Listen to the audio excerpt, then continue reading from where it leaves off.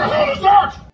Before we start, I want you to hit that red subscribe button so that you never miss out on any of our videos. Hey guys, what's up? Welcome back to our channel. Here is the biggest news of the year. The most anticipated movie of the year is just around the corner, and fans are going crazy. The excitement of fans has skyrocketed when the trailer of the movie depicts the appearance of two of the most loved characters. Here is Shang-Chi and Venom to show up in new Spider-Man movie. Number 4. Shang-Chi. About 1,000 years? The thermoluminescence indicates they're older than that. The trend of other famous Marvel Studio characters appearing as supporting characters in Spider-Man films in the Marvel Cinematic Universe seems to be continuing. This trend will very certainly continue if Spider-Man proceeds to have standalone films inside the MCU. Simu Liu, who plays Shang-Chi in Shang-Chi and the Legend of the Ten Rings, recently expressed his desire to see his role, Shang-Chi, teach Spider-Man a thing or two. Simu Liu was questioned where he'd want to see his character next in the MCU in an interview with Screen Rant. Liu expressed a strong desire to work with Tom Holland's Spider-Man. Fortunately, while discussing his dreams, he had no idea that he would soon be in the latest Spider-Man movie. In the book, Spider-Man requires a bit of assistance with his kung fu, according to Liu. He mentioned a quite famous narrative in which Shang-Chi and Spider-Man had a little team-up scene, and how, in the comics, Spider-Man needs a little bit of help with his kung fu from Shang-Chi. He said, "I'm not sure whether you're aware of this, but in the books, Spider-Man needs some assistance with his kung fu, so he has to brush up." And he responds, "Yeah, I'll help you." Continuing, "I'll build a whole style based on your skills," referring to the way of the spider. I'm admitting that I'm a major comic book fan, but that's something I'm very interested in seeing, and I'm hoping Kevin gets to watch this interview so he can use it in a future film. Number 3. Martial arts. A guy with a freaking machete for an arm just chopped our butts in half. DJ Snake. Liu is especially referring to the time in the books when Peter Parker lost his spider sense, severely limiting his combat skills.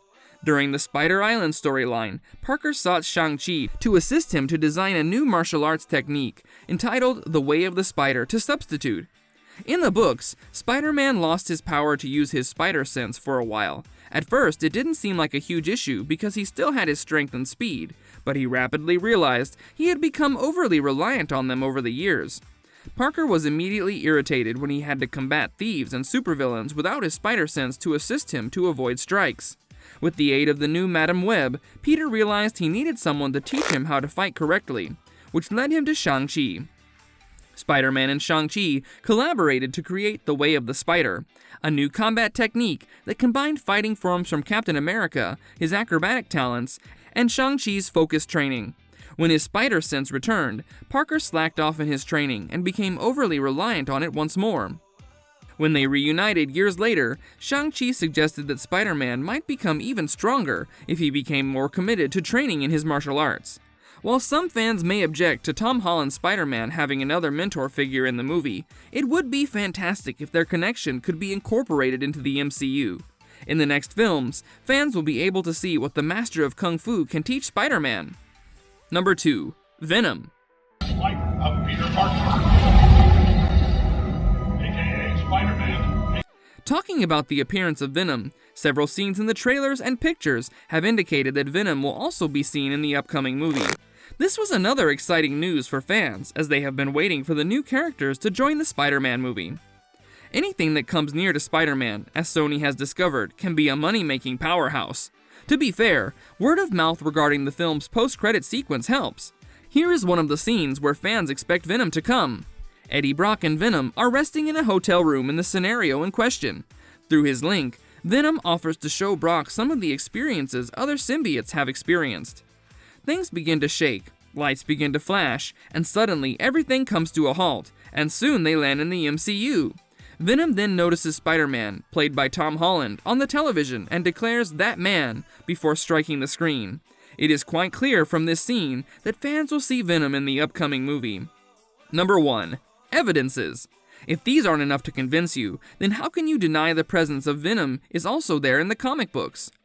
The Spider-Man book clearly states the part where Venom will come, and since the movie is based on the book, Venom would be there in the new movie.